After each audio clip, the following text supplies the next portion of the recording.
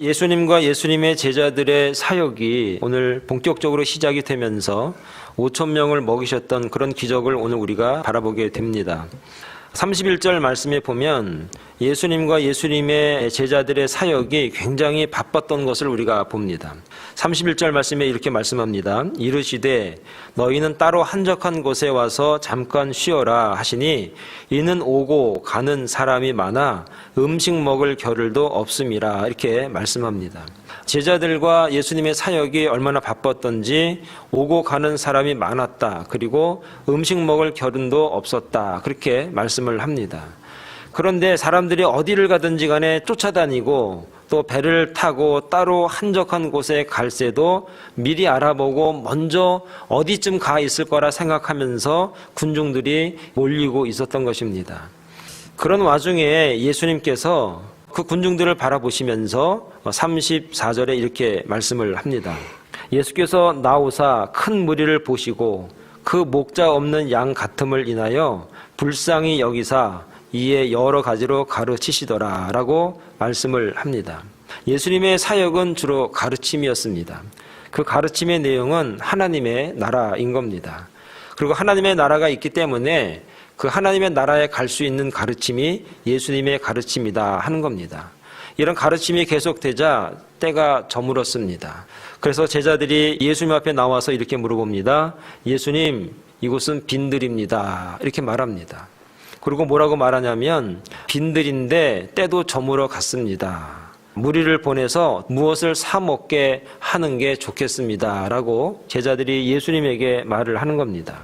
예수님이 대답하기를 너희가 먹을 것을 줘라 이렇게 말합니다. 그러자 제자들이 지금 200데나리온 정도는 있어야 이들을 다 먹을 수 있습니다. 그렇게 다시 대답을 합니다. 그 당시 200데나리온이라고 하는 그 돈은 노동자가 하루 열심히 일하면 한 데나리온인 겁니다. 그 당시에 모여있는 사람 끼니라도 때우게 하려면 한 200데나리온 정도 있어야 하겠습니다. 라고 말을 하는 겁니다. 그런데 오늘 참 신기한 단어 중에 하나가 이것은 빈들입니다. 제자들이 봤을 때 아무도 없습니다. 빈들입니다. 이 말의 의미가 무엇인가 하면은 예수님, 이 사람들은 가진 것이 전혀 없는 사람들입니다. 또 하나 의미가 있는데 그것은 이제 이 사람들은 어디 누구 하나 기댈 데가 없습니다. 우리가 이 사람을 다 케어할 수가 없습니다. 돈이 필요합니다. 근데 우리는 돈이 없습니다. 라는 것이 바로 빈들이라는 겁니다. 이것이 바로 오늘 우리들의 모습일 수 있고 그리고 그 당시 예수 그리스도께서 그들에게 긍휼의 은혜를 베풀어 줄 수 있는 기회가 됐던 모양입니다. 많은 사람들이 빈들에 모여 있을 때 예수님은 그들을 바라보십니다. 그리고 무언가 생각이 드셨던지 그리고 난 다음에 기적을 베풀기를 시작하셨습니다. 예수님의 빈들에서 첫 번째 나타난 은혜가 무엇인가? 그것은 41절 말씀에 보면 이렇게 말씀이 있습니다. 예수께서 떡 5개와 물고기 2마리를 가지사 하늘을 우러러 축사하시고 라고 말씀합니다. 예수님께서 가지고 있는 것은 떡 5개 뿐이었고 물고기 2마리 뿐이었습니다. 그리고 나서 하늘을 우러러 축사하셨다 그렇게 말합니다. 그리고 난 다음에 기적이 베풀어졌는데 이 41절의 말씀이 이어지기 전에 34절의 말씀에 보면 예수께서 나오사 큰 무리를 보시고 그 목자 없는 양 같음을 인하여 불쌍히 여기사 이에 여러 가지로 가르치시더라. 여기서 목자 없는 양 같다 이렇게 말씀합니다. 목자 없는 양이니 얼마나 불쌍합니까? 여러분, 양이 목자가 없다고 하면은 3가지 정도의 어려움이 다가옵니다. 첫째는 길을 발견할 수가 없습니다. 어디로 가야 할지, 어떤 방향으로 가야 할지 모릅니다. 그래서 이리저리 헤맵니다.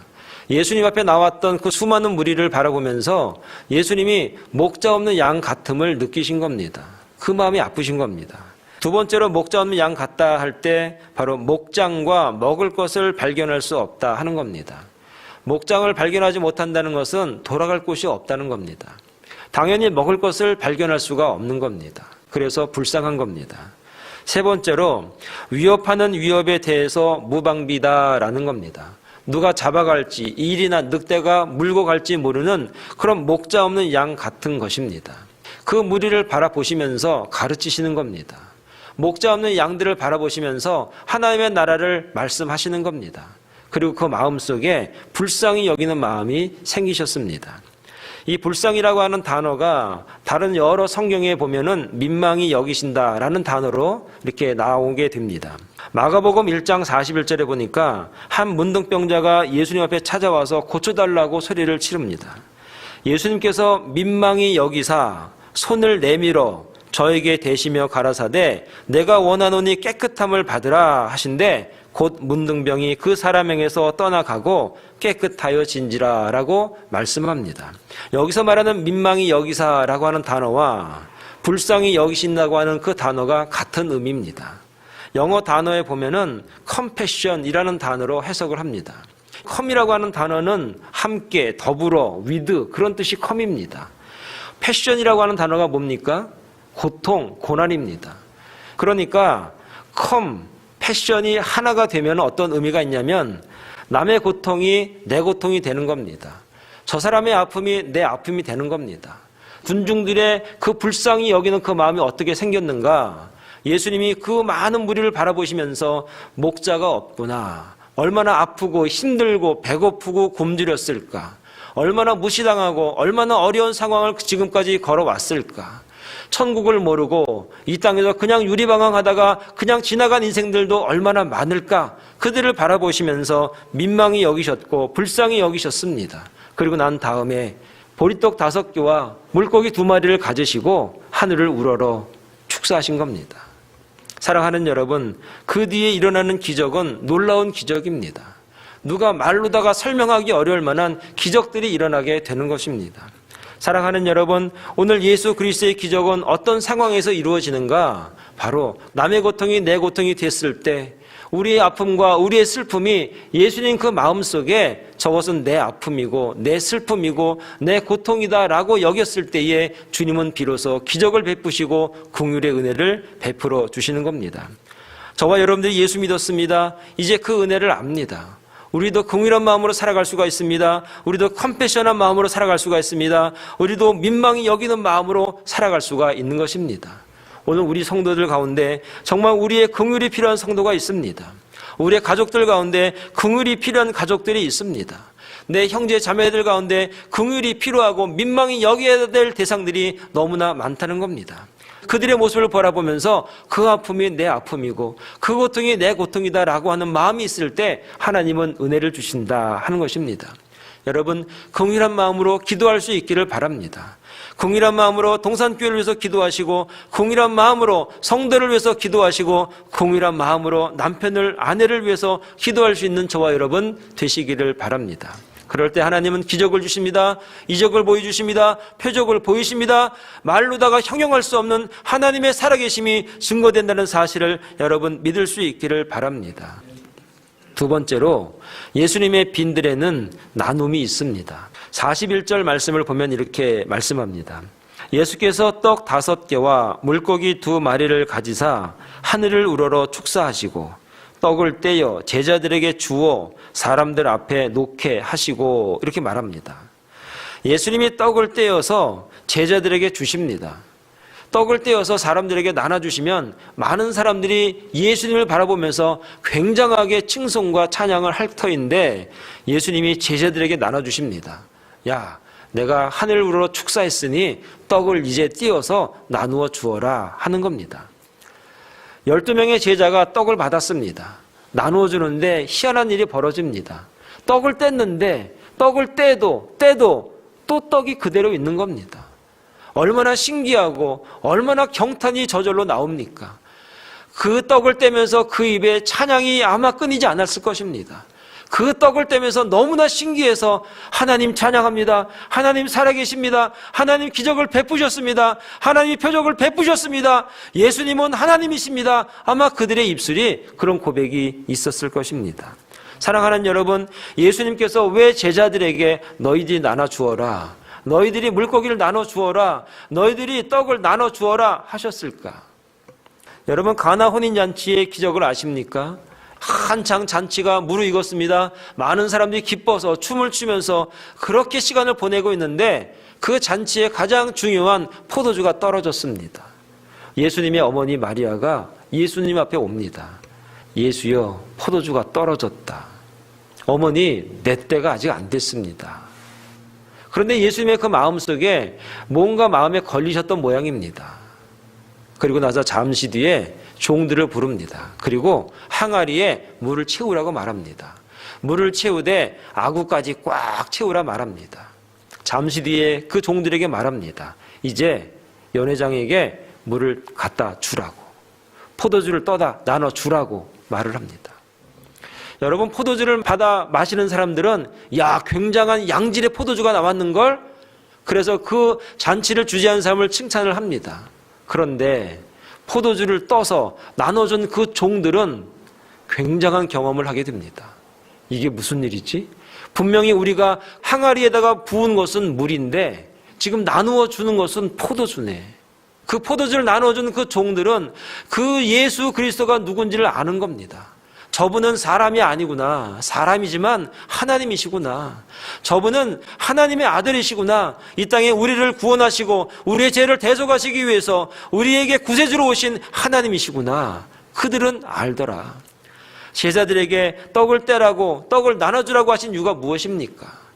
너희들이 나와 같이 사역하고 나와 같이 일하는데 내가 누군지를 분명히 알고 떡을 나눠주고 떡을 떼라는 것을 오늘 이 기적을 통해서, 표적을 통해서 오늘 제자들에게 가르치고 있는 겁니다. 사랑하는 여러분, 나눌 때 제자들에게 기적이 베풀어 주었습니다. 그 나눔의 역사를 통해서 그들은 하나님을 알게 되었고 기적을 알게 되었고 예수 그리스도가 누군지 분명하게 알게 된 겁니다. 이 오병이어의 기적은 얼마나 신기했던지, 그때 경험했던 것이 그 뇌리에서 전혀 지워지지 않아서 복음서 전체에 이 오병이어의 기적은 다 나타나게 되는 것입니다. 마찬가지로 오늘 이 땅에 예수 그리스도의 이름으로 교회가 세워졌습니다. 그렇다면 이 교회가 오늘 세워진 이유와 목적이 무엇입니까? 나눠주는 겁니다. 물질을 나누고 기도를 나누고 사랑을 나누고 말씀을 나누고 봉사를 나누는 이 나눔의 역사가 있을 때 오늘도 예수 그리스도의 기적, 오병이어의 기적은 오늘도 이 세상의 도처에 나타난다는 사실을 여러분 믿을 수 있기를 바랍니다. 그 당시에 5,000명, 아니 10,000명, 좀 더 하면 한 2만 명 먹을 수 있지만 믿음 있는 사람이 조금만 나누기만 한다면 5만 명이 아니라 10만 명, 100만 명, 한 나라도 책임질 수 있을 만한 힘이 오늘 우리에게 있다는 사실을 여러분 믿을 수 있기를 바랍니다. 나눔은 기적입니다. 나눌 때 기적이 일어납니다. 나눌 때 사랑의 역사가 일어납니다. 나눌 때 치료가 일어납니다. 나눌 때 하나님의 살아계심이 증거된다는 사실을 여러분 믿을 수 있기를 바랍니다. 교회 안에서도 서로 나누는 은혜가 있기를 바랍니다. 사랑을 나누고 덕담을 나누고 은혜를 나누고 인사를 나누고 웃음을 나누고 얼마나 나눌 것들이 많이 있습니까? 가정에서도 자녀들에게 말씀을 나누고 기도를 나누고 은혜를 나누고 부모님에게 어떻게 효도해야 되는지를 잘 나눠서 그들이 하나님을 잘 섬길 수 있도록, 그들이 하나님 은혜 가운데 기적을 늘 체험하는 삶을 살 수 있도록 여러분 축복의 은혜가 오늘 우리 가운데 있기를 소원합니다. 내가 더 나이가 들면 손이 2개라는 것을 발견하게 된다. 한 손은 너 자신을 돕는 손이고 다른 한 손은 다른 사람을 돕는 손이다. 이 말은 오드리 헵번이 한 말입니다. 얼마나 아름다운 모습입니까? 워런 버핏이라는 사람이 이렇게 말합니다. 그동안 살아오면서 즐거웠던 기억만 남기고 나머지 모든 것은 돌려주십시오. 사랑하는 여러분, 저와 여러분들이 그동안 살면서 하나님이 우리를 얼마나 많이 사랑해 주셨습니까? 주님이 얼마나 우리를 도와주셨습니까? 우리 가정을 얼마나 아껴주시고 인도해 주시고 축복해 주셨습니까? 우리의 기억 속에 좋은 기억이 얼마나 많이 있습니까? 그 기억은 남겨주시기 바랍니다. 그리고 나머지 것들은 나눠주시기 바랍니다. 교회에서 나누고 가정에서 나누고 형제들에게 나누고 믿음이 연약한 자들에게 나눌 수 있는 은혜가 오늘 우리 가운데 있을 때 주님의 오병이어의 기적은 지금도 충분히 일어난다는 사실을 여러분 믿을 수 있기를 간절히 축원을 드리겠습니다. 마지막으로 예수님의 빈들에는 남음이 있습니다. 우리 43절 말씀을 다 같이 한번 보겠습니다. 43절 말씀 다 같이 읽습니다. 시작. 남은 떡 조각과 물고기를 12바구니에 차게 거두었으며, 이렇게 말합니다. 남은 떡 조각과 물고기를 12바구니에 차게 거두었다, 그럽니다. 요한복음에 보면 예수님이 직접 남은 것들을 다 바구니에 담아라 그렇게 지시를 하십니다. 여기서 말하는 이 바구니라고 하는 그 헬란 말이 코피노스 그렇게 발음을 합니다. 유대인들은 얼리 여행을 가거나 외출할 때 꼭 바구니를 하나씩 들고 다닌다고 합니다. 여러분들이 가지고 다니는 손가방이라고 생각하면 되는 겁니다. 근데 이 바구니의 용도가 있습니다. 어떤 용도냐 하면은 첫째는 구별입니다. 구별. 당시 유대인들은 이방인들의 음식을 먹으면 안 됐습니다. 그래서 자기들이 먹을 음식을 가지고 다니는 바구니입니다. 그리고 먹을 만한 것, 멀리 여행을 가도 이방인들이 주는 그 음식 말고 구별돼서 먹을 수 있는 음식을 담아둘 수 있는 역할이 그 바구니 코피노스의 역할입니다. 예수님의 빈들에는 나눔이 있습니다. 그리고 그 바구니에 담으라고 했습니다. 그 바구니에 담으라 말씀하신 것은 무엇입니까? 구별되게 살아라. 아무거나 먹고 다니지 말아라. 주는 대로 덥석덥석 먹고 그러지 말아라 하는 겁니다. 죄질 곳 가지 말아라. 억지로 그렇게 먹을 필요 없다는 겁니다. 구별해서 정결해서 깨끗하게 그렇게 살아라. 예수님의 빈들은 나눔이 있는데 정결이 남아 있습니다. 깨끗함이 남아 있습니다. 12바구니라고 했는데 이 12바구니는 스가랴에 보면은 남은 자 사상과 연결이 됩니다. 그래서 예수 믿는 너희들은 마지막 주님의 나라에 들어갈 수 있는 남은 자다라고 하는 것입니다. 사랑하는 여러분, 저와 여러분들은 하나님의 은혜 가운데, 예수님의 은혜 가운데, 예수님의 빈들에 있는 저와 여러분들은 분명히 이 땅에서 구별된 사람이라는 것, 구별된 인생이라고 하는 것, 천국에 소망이 있는 인생, 정결한 인생이라는 사실을 여러분 믿고 나눔이 있는 그 빈들에서 축복된 인생을 살아갈 수 있기를 간절히 부탁을 드립니다. 두 번째 의미는 수고한 자들에 대한 배려라 하는 겁니다. 12바구니라 하는 건 무엇입니까? 12명의 제자들이 열심히 나눴습니다. 열심히 수고했습니다. 이리저리 뛰어다니면서 나도 필요합니다 하면 거기 가서 띄워주고, 나도 필요합니다 하면 그쪽에 가서 나눠주고 하는 겁니다. 식사도 못하고 땀을 뻘뻘 흘리면서 떡을 떼주는 나눔이 그들에게 있었습니다. 얼마나 수고했겠습니까? 얼마나 힘들었겠습니까? 제가 이 뗀다는 것이 얼마나 힘든지 저는 너무나 잘 압니다. 왜냐하면 저희 집이 수제비 집을 했기 때문입니다. 그래서 반죽을 저녁에 잘 한 다음에 하루를 숙성시킵니다. 그 다음날 아침에 숙성된 그 반죽을 떼려면은요 쉽지가 않습니다. 얼마나 쫀득한지 모르겠습니다. 이것을 뜰래니까 하루만 여러분 해보시기 바랍니다. 손이 붓고 다리가 아프고 신경질도 조금 납니다. 제자들이 수천 명이 모여있는 그 사람들에게 떡을 뗐습니다. 얼마나 힘들었을까. 그래서 예수님이 남은 것들은 12바구니에 꽉 담아라. 수고한 너희들의 몫이다 하는 겁니다. 사랑하는 여러분, 우리가 예수님 믿었습니다. 신앙생활 했습니다. 수고했습니다. 봉사했습니다. 누군 알아주든 못 알아주든 간에 열심히 수고하고 땀 흘렸습니다. 그런데 주님께서 그걸 아신다 하는 겁니다. 예수님의 빈들에는 나눔이 있습니다. 채움이 있습니다. 수고한 이들을 그냥 보내지 않습니다. 너희들의 것은 내가 남겨놨다. 너희들에게 내가 복을 남겨놨다. 그 나눔의 역사, 나눔의 축복이 있는 것이 바로 예수님의 빈들인 것입니다. 요한복음 10장 10절에 보면 이렇게 말씀합니다. 도적이 오는 것은 도적질하고 죽이고 멸망시키려는 것뿐이요.